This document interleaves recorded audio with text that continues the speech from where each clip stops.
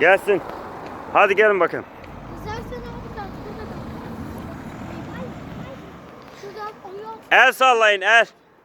Gençler. Ya burada kalmamız önemli değil. Doğa yürüyüşüne çıktık. Muz yiyoruz şu anda. Birazdan elma yiyeceğiz. Ben de muzumu bitirdim. Aferin kızıma. Ben elmayı çekeyim. Ben muzum bitmek üzere. Aferin. Araba gelecek.